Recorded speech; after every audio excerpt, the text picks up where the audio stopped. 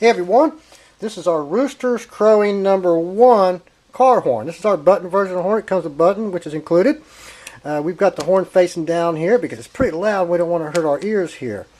Easy installation. Your black wire coming from your horn will go to a ground somewhere. It could be your battery, just anywhere you have a ground source.